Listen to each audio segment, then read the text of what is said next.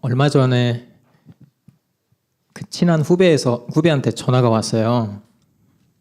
다짜고짜 저한테 전화를 딱 하더니 이렇게 말하는 거예요. 형님, 재입사 생각 있으세요? 회사에서 사람을 뽑는데요. 형님이 생각나서요. 형님 일 잘하잖아요. 그래서 한번 알아볼까요? 제가 듣고 그래? 한번 알아나 봐라. 네, 그럼 생각 있는 줄 알고 한번 알아보겠습니다. 전화를 끊고 나니까 마음이 갑자기 흔들리는 거예요. 제가 이미 알고 있어요. 제 나이가 이미 들어가기 힘들다는 걸 알고 있어요. 그런데 혹시나 하는 마음이 드는 건 왜였을까요? 며칠 뒤에 연락이 왔어요. 형님, 몇 년생이세요? 제가 얘기를 해줬죠. 몇 년생이야? 갑자기 형님 왜 이렇게 나이를 많이 먹었어요? 회사에서 재입사하려면 들어갈 수 있는 나이 제한이 있어요. 네, 그 나이가 넘어버린 거죠. 에이, 나중에 밥이나 먹어요. 이렇게 하고 전화가 끝났습니다. 그런데 이상하죠. 나는 왜 그 가능성이 별로 없어 보이는 그 제안 하나에 흔들렸을까? 그리고 저는 이미 내려놓았다고 생각했는데도 됐어, 나는 이미 정해진 길을 가는 거야 라고 말하면 되는데 그래 한번 알아봐. 여지를 남겼을까? 왜 미련을 버리지 못했을까? 지금 우리의 모습을 보면 역사상 가장 풍요로운 시대를 살고 있습니다. 자동차가 있어서 어디든 갈 수 있고요. 돈만 있으면 맛있는 음식 마음껏 먹을 수 있고요. 또 비행기를 타고 세계 여행도 갈 수 있고, 조금만 아파도 병원에서 진료를 최신식으로 받을 수 있고요. 그러니까 이런 것들은 그 중세 시대나 고대 시대의 왕들은 꿈도 꾸지 못할 것들이었죠. 그걸 우리가 지금 누리고 있는 거죠. 어렸을 때 제가 봤던 그 드라마 중에 혹시 키트라고 아세요? 키트? 아시는 분? 남자들은 모를 수가 없을 텐데. 네네네, 키트. 말하고 막 자율주행하는 거잖아요. 전격 제트 뭐죠? 전격 제트 작전. 맞아. 그때 제 초등학교 때인가 중학교 때인가 정확히 기억이 안 나는데 그걸 보면서 인간하고 말을 하고 막 스스로 운전을 해가지고 하는 자동차를 보면서 야, 이런 게 언제 될까? 진짜 꿈 같다. 영화니까 가능하지. 이렇게 생각을 했는데 지금 현실이 돼가고 있어요. 그리고 AI가 점점 더 발전하면 우리의 삶이 훨씬 더 풍요로워질 거예요. AI가 이제 집안의 도우미 역할도 하고 간병인 역할도 하고 우리가 힘들고 어려운 것들을 다 대신 해줄 거거든요. 좋죠?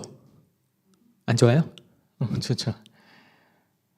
근데 더 불안해요. 분명히 이렇게 풍요로운데 더 불안해요.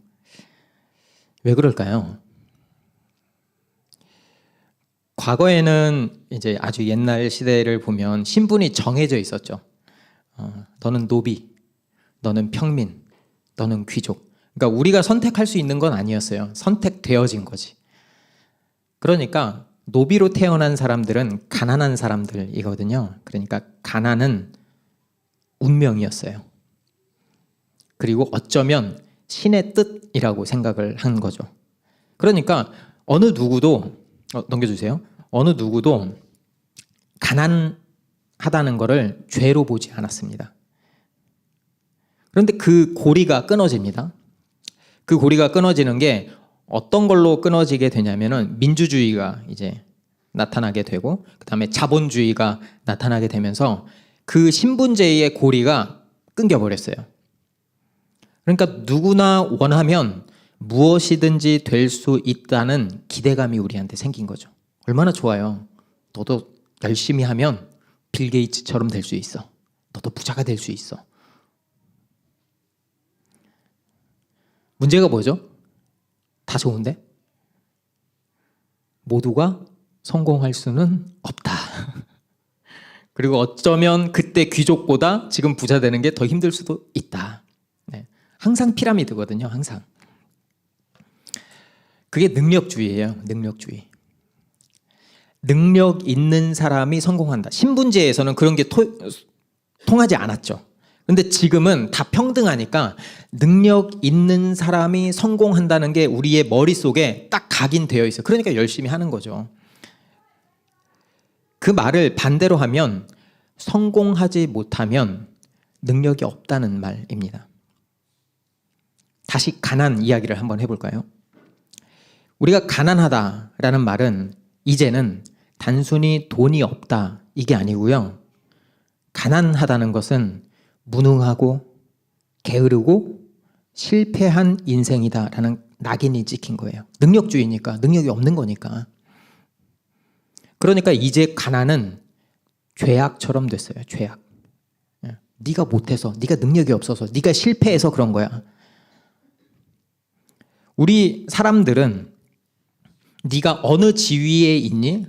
어디에 서 있니? 어디에 발을 딛고 서 있니에 따라서 평가를 받습니다. 그거를 지위라고 하죠. 그런데 이제 알랭드 보통이 이것을 지위 불안이라고 말을 하는데요. 이렇게 말을 해요. 지위 불안은 그 자리, 내가 있는 그 자리를 잃어버릴까 봐 근심하고 두려워하는 것이다. 그게 불안이다 라고 이야기를 합니다. 다시 한번 솔직하게 물어볼까요? 여러분 왜 돈을 더 벌고 싶으세요? 이미 먹고 살만한데 말이죠. 왜 굳이 부동산 상급지로 가려고 그렇게 애를 쓰세요? 이미 여기서도 살만한데 말이죠. 왜 그렇게 더 높은 자리를 그렇게 원하세요? 지금 이 자리에 있어도 충분한데 말이죠. 그거를 잘 살펴보면 그게 단순히 돈 때문도 아니고 단순히 권력 그 자체 때문도 아닌 것 같아요. 이 저자가 이렇게 이야기해요. 그거는 사랑 때문이다. 사랑받지 못할까 봐, 사랑을 잃을까 봐 두렵기 때문이다 라고 이야기를 해요. 그래서 불안하다. 사람들은 자기의 가치를 스스로 평가하지 못한다고 합니다. 그래서 누군가 타인이 나를 알아봐 주기를 원한대요. 내 이름을 기억해 주고 내 의견에 귀를 기울여 주고 내가 혹시 잘못하더라도 내가 혹시 약점이 있더라도 좀 받아주고 또 내가 뭐가 필요해요 라고 말하면 그걸 좀 들어줬으면 좋겠는 거예요. 그런데 지위가 높으면 그 사랑을 줘요. 지위가 높으면. 그래서 지위를 잃는 거를 그렇게 두려워하는 거죠. 왜냐하면 가난해지면 아무도 나를 기억해 주지 않거든요. 아무도 나를 주목하지 않거든요. 아무도 나를 사랑하지 않거든요. 그러니까 가난이 그토록 고통스러운 이유는, 그렇게 가난을 벗어나고 싶은 이유는 단지 돈이 없다 이 이야기가 아니라 투명인간 취급당하니까 그래요. 아무도 나를 주목하지 않고. 어쩌면 그게 인간으로서 가장 수치스럽고 잔인한 형벌이다라고 말을 합니다. 그런 면에서 바울은 이 불안을 걱정할 필요는 없던 사람이에요. 그는 정통 히브리인이었고요. 로마 시민권자였고 당대 최고의 스승인 가말리알의 제자였고요. 율법으로도 흠이 없는 사람이었고, 그러니까 한마디로 당대 최고의 스펙을 가진 사람이 바울이었죠. 그러니까 그 시대 기준, 그 시대의 기준으로 말하면 엘리트 중에 엘리트, 탑 오브 더 탑인 거죠. 능력도 있죠, 지위도 있죠, 모두에게 사랑받고 모두에게 인정받고 있죠. 다이아몬드 수죠, 그렇죠? 다이아몬드 수죠. 그런데 바울이 이상해요. 12절부터 14절까지 이렇게 이야기를 합니다. 나는 이것을 이미 얻은 것도 아니며 이미 목표점에 다다른 것도 아닙니다. 그리스도 예수께서 나를 사로잡으셨으므로 나는 그것을 붙들려고 쫓아가고 있습니다. 형제자매 여러분, 나는 아직 그것을 붙들었다고 생각하지 않습니다. 내가 하는 일은 오직 한 가지입니다. 뒤에 있는 것은 잊어버리고 앞에 있는 것을 향하여 몸을 내밀면서 그리스도 예수 안에서 하나님께서 위로부터 부르신 그 부르심의 상을 받으려고 목표점을 바라보고 달려가고 있습니다. 여기서 잘 보시면 제가 빨간색으로 체크를 해놨는데 그것을 붙들려고 쫓아가고 있습니다. 13절에 내가 하는 일은 오직 한 가지입니다. 뒤에 있는 것은 잊어버리고 앞에 있는 것을 향하여 몸을 내밀면서, 이것도 부족했는지 14절에 목표점을 바라보고 달려가고 있습니다 라고 말합니다. 이상하지 않아요? 왜 이렇게 열심히 달리고 있을까? 뭘 더 바랄 게 있다고? 이미 스펙의 정점에 있는 사람 아닌가? 뭐 더 증명할 게 남아있다고 그렇게 달리는가? 근데 여러분도 아시겠지만 이 달리기가 좀 이상하죠. 왜냐하면 우리가 지난번에 살펴본 것처럼 바울은 이미 자신의 모든 유익을 해로 여겼다. 손해로 여겼다. 그 스펙을 배설물처럼 여기면서 버려버렸죠. 그래서 이전에 갖고 있던 그 스펙들, 지위가 없어졌고 능력이 없어졌고 세상의 인정도 사라진 거죠. 오히려 비난과 조롱의 대상이 되어버렸죠. 배신자로 낙인이 찍혔죠. 그리고 이제는 감옥에 갇혀서 생사를 알 수 없는 처지가 되었죠. 이제 다시 세상의 눈으로 바울을 바라보면 바울은 실패한 사람입니다.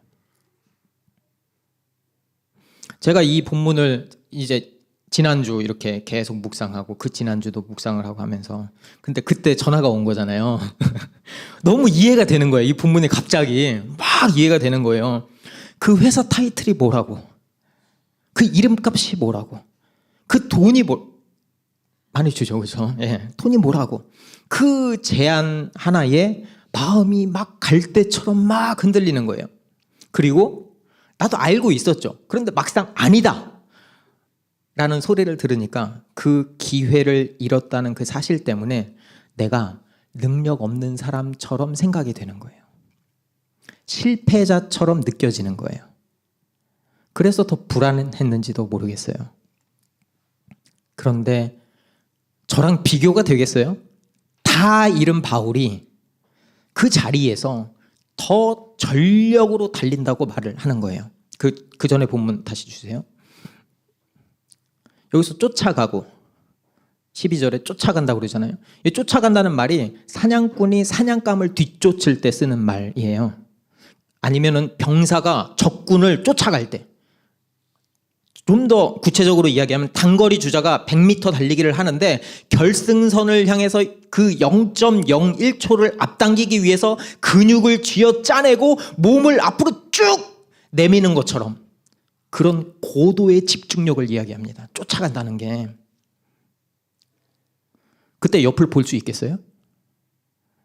그때 뒤를 돌아볼 수 있겠어요? 없죠. 바울이 지금 그렇게 달려간다고 하는 거예요. 그렇게. 여러분은 언제 한번 그렇게 달려보셨어요? 여러분은 언제 그 모든 것을 한번 불태워 본 적이 있으세요? 아무 생각 안 나고 그 딱 하나 잡고 달려가 본 적 있으세요? 달리면서 잊어버린다. 저는 이 표현 되게 좋아해요. 왜냐하면 그거야말로 하나에 완전히 몰입했다는 증거이니까. 다른 거 아무것도 안 보이잖아요. 보통은 결혼하기 전에 사랑할 때 이런 거 많이 쫙, 결혼한 다음에 옆이 갑자기 싹 보이고 가운데만 안 보이고 막 그러잖아요. 여러분은 지금 어디에 집중하고 계세요? 바울은 딱 하나의 목표점에 집중하고 있습니다. 예수 그리스도. 그런데 바울이 이런 말을 해요. 12절에 나는 이것을 이미 얻은 것도 아니며 이미 목표점에 다다른 것도 아닙니다. 나는 아직 그것을 붙들었다고 생각하지 않습니다. 다른 말로 하면 확실한 게 아무것도 없다는 얘기예요. 내 생각대로 되는 게 없다는 얘기예요. 그래서 불안정해 보이죠. 그렇게 열심히 하는데, 그렇게 힘을 다해서 달려가는데 안 돼. 앞이 안 보여. 그런데 바울의 이 톤 앤 매너라고 그러죠. 글을 쓸 때의 이 톤을 보면 흔들리지 않아요. 흔들리지 않아. 왜 그럴까요? 그리스도 예수께서 나를 사로잡으셨으므로. 넘겨주세요. 뒤에다 한 것 같은데. 예, 그리스도 예수께서 나를 사로잡으셨으므로. 바울이 먼저 붙든 게 아니고 바울이 붙들린 거예요. 주님이 바울을 먼저 붙든 거예요. 그렇게 바울이 주님을 발견하고 눈이 열리니까 계산이 달라지는 거죠. 셈법이. 이전에는 이익이라고 여겼던 것들이 손해로 바뀌게 되고 손해라고 여겼던 것들이 자산으로 바뀌게 되는 거죠. 그러니까 인생의 계산이, 인생의 방향이 바뀌게 되는 거죠. 그래서 버린 거예요. 지난주에 얘기한 것처럼 5만 원을 찾은 아이가 미련 없이 250원짜리 추파춥스를 탁 내려놓는 것처럼. 바울의 목표는 하나입니다. 가장 큰 상, 하나님께서 위로부터 부르신 그 부르심의 상을 받는 게 최종 목표였어요. 부르심의 상, 그게 최종 결승선. 우리가 불안에 시달리는 이유가 뭘까? 이걸 보면 단순한 것 같아요. 내가 얻어야 할 게 남아있다고 믿으니까 불안한 거예요.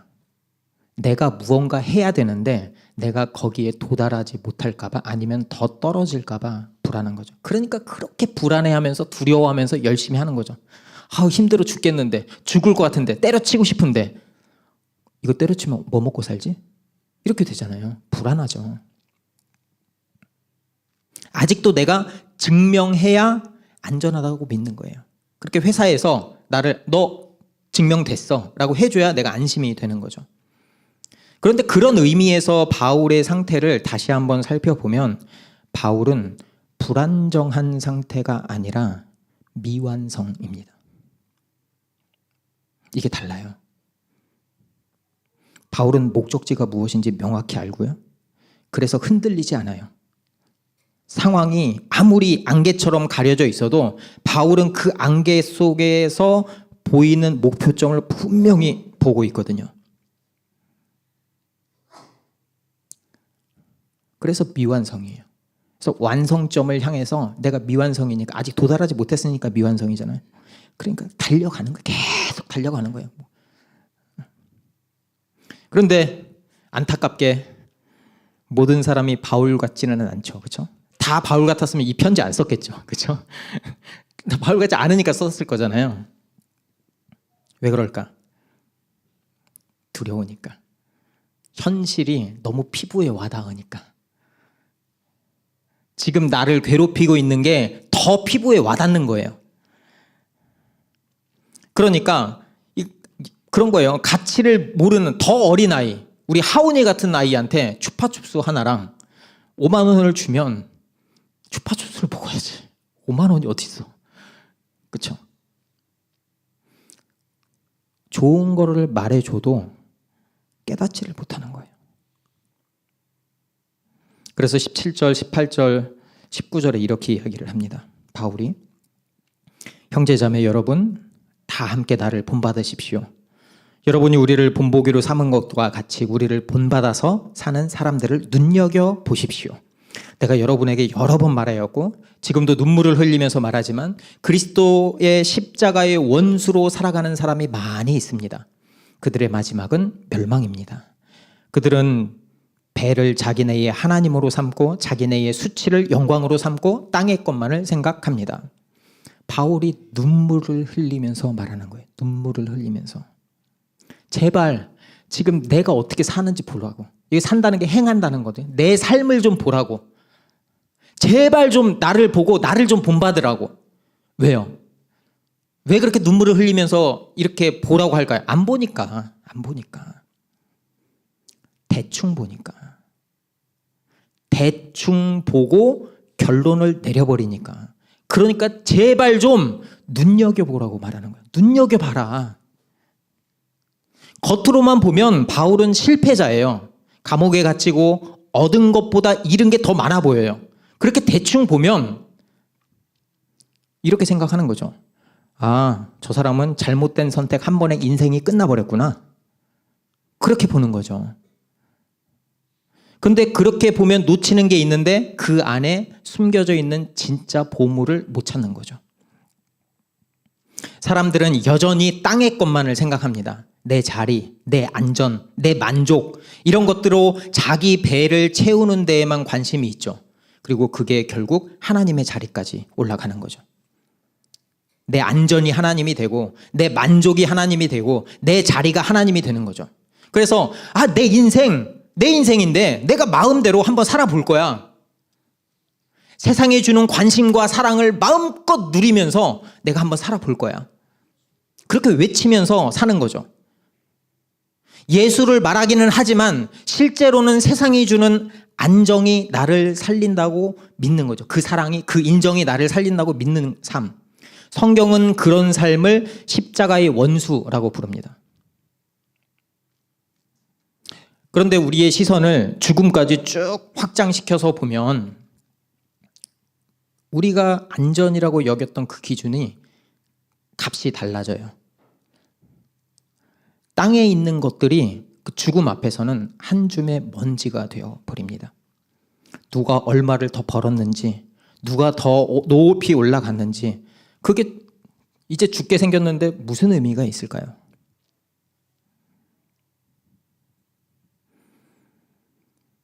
저는 이런 생각을 많이 해요. 여러분은 인생의 마지막 때에 뭐라고 유언을 하실래요? 무슨 말 하실래요? 나 평생 돈 열심히 벌었다. 성공했다. 마지막 때에 이 말 한다면, 그게 내 인생의 전부였다면 너무 허무할 것 같아요. 너무 허무할 것 같아요. 싸들고 갈 수도 없잖아요. 거기에 목매는 인생. 그 길을 끝까지 가다 보면 남는 게 없어요. 성경은 그 결말을 멸망이다라고 말해요. 멸망이다. 그래서 눈여겨보라는 거예요. 그래서 제대로 살펴보라는 거예요. 혹시 내가 대충 보고 겉으로만 보고 잘못 생각한 건 아닌지, 그렇게 비용 계산을 제대로 해보라는 거예요. 우리가 물건 하나 살 때도 비용 계산을 하잖아요. 이게 할인됐으면 이게 나한테 이득인가 손해인가. 그런데 인생이 걸린 일인데 교회에 나와서 앉아 있는데 계산을 안 해요. 그냥 앉아만 있지. 여러분, 비용 계산을 철저히 해요. 그러면은 둘 중에 하나를 놔야 되거든요. 무엇을 붙잡고 무엇을 버릴지를 여러분 결정해야 됩니다. 둘 다 잡을 수는 없어요. 둘 다 잡으면 얼마나 좋겠어요. 근데 그럴 수 없는 구조예요. 서로 원수 관계니까. 십자가의 원수라고 했잖아요. 한 손에는 예수, 한 손에는 세상, 양쪽 다 붙들고 있으면 결국 침몰하는 거죠. 빌립보서는 믿는 사람들한테 쓴 편지잖아요. 지금 우리들한테 쓰는 편지예요. 지금 우리들한테. 왜 놓지 못할까? 왜 두려울까? 인정하고 싶지 않지만 나는 땅에 속한 사람입니다 라고 말하는 거죠. 속으로. 그렇게 믿고 있는 거죠. 나는 땅에 속한 사람입니다. 그래서 못 놓겠어요. 땅의 인정이 전부고 땅의 평가가 나의 심판이 되고 땅의 성공이 나의 구원이 되는 거죠. 그러니까 이 불안과 결핍이 연료가 되어서 계속 쳇바퀴처럼 달려가는 거예요. 지금 멈추면은 죽을까 봐, 도태될까 봐, 이 지위를 잃으면 아무것도 아닌 게 될까 봐, 그 두려움 때문에 끊임없이 또 달리고 또 달리고 또 달리는 거죠. 여러분, 그런데 우리의 달리기는 다릅니다. 20절에 이렇게 이야기를 해요. 그러나 우리의 시민권은 하늘에 있습니다. 그곳으로부터 우리는 구주로 오실 주 예수 그리스도를 기다리고 있습니다. 여러분, 빌립보 지금 계속 빌립보서 하고 있잖아요. 빌립보가 로마의 식민지였죠. 그렇죠? 그런데 그곳은 그냥 식민지가 아니라 빌립보를 작은 로마라고 불렀어요. 작은 로마. 그 말이 뭐죠? 로마의 옷을 입고 로마의 법을 따르고 로마의 방식대로 살았다는 말이에요. 왜 그렇게까지 했을까? 식민지인데 왜 그렇게까지 했죠? 자기들의 진짜 소속이 로마라고 믿었기 때문이에요. 내 시민권이 이 빌립보 식민지가 아니고 그 로마의 사람이다라고 내가 믿었기 때문이에요. 그러니까 로마인처럼 사는 게 그들의 정체성이었고 자부심이었던 거죠. 바울이 우리의 시민권은 하늘에 있습니다 라는 말한 이유가 여기 있는 거예요. 너희가 진짜 속한 곳이 어디인지를 기억하라는 거예요. 우리가 이 땅에 살죠. 빌립보에 사는 것처럼. 하지만 우리의 시민권은 이 땅에 있는 것이 아니라 하늘에 있다는 거예요. 시민권이 하늘에 있다는 건 나는 죽어서 천국 갑니다 그러라는 말이 아니에요. 이 땅의 직장, 이 땅의 가정, 사회 한복판에서 하늘의 기준대로 살아내라는 말이에요. 그대로 달려가라는 거예요. 쉽지 않죠. 왜냐하면 세상이 계속 끊임없이 바로 옆에서 이야기를 하니까 네 지위가 너의 가치다. 네가 가진 게 전부다. 그게 너무 피부에 와닿으니까. 현실적으로 너무 와닿으니까. 그러면 어떻게 우리는 바울처럼 살 수 있을까요? 어떤 마음을 가지고 바울처럼 살아야 될까요? 기다리는 거예요. 기다리는 거. 다시 오실 예수 그리스도를 기다리는 거예요. 왜 기다리죠? 21절에 이렇게 이야기합니다. 같이 읽어볼까요? 그분은 만물을 복종시킬 수 있는 권능으로 우리의 비천한 몸을 변화시키셔서 자기의 영광스러운 몸과 같은 모습이 되게 하실 것입니다. 세상이 우리가 그리스도인처럼 바울처럼 세상의 것을 내려놓고 주님의 목표점을 향해 쫙 달려가다 보면은 세상을 인정하지 않을 거예요. 본인들하고 상관없을 때까지는 괜찮아요. 근데 부딪히는 순간이 반드시 오거든요. 제자로 살다 보면.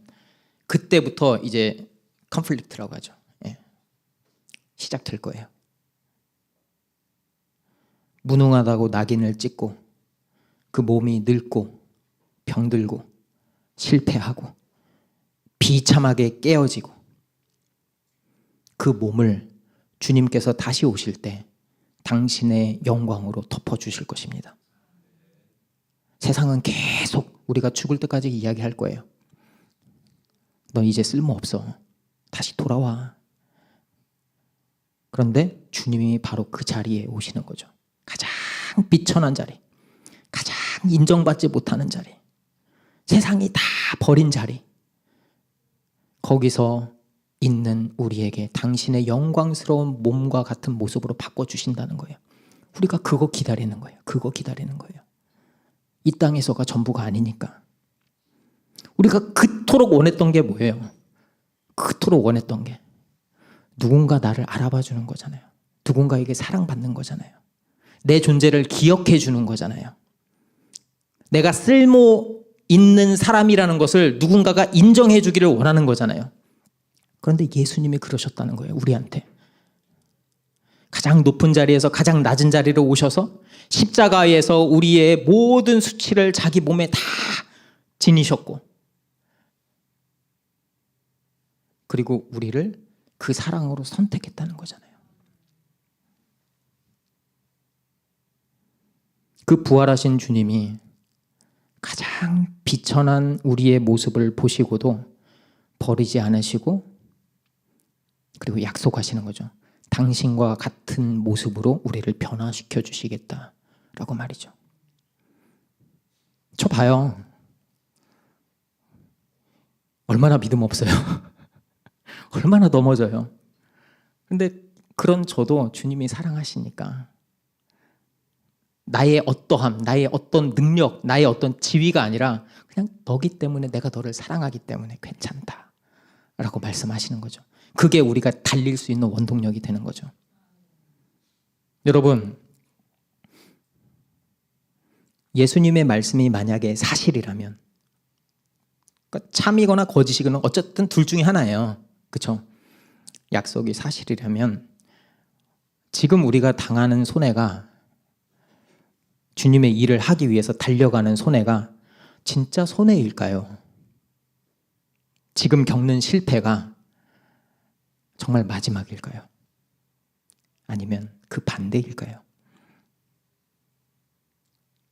어떤 게 진짜 상급을 받는 인생일까요? 우리한테 바울이 이야기를 해줘요. 달려간다. 목표점을 향해서 달려간다. 부활의 소망을 얻는다. 그 모습이 10절, 11절에서 이렇게 나와 있습니다.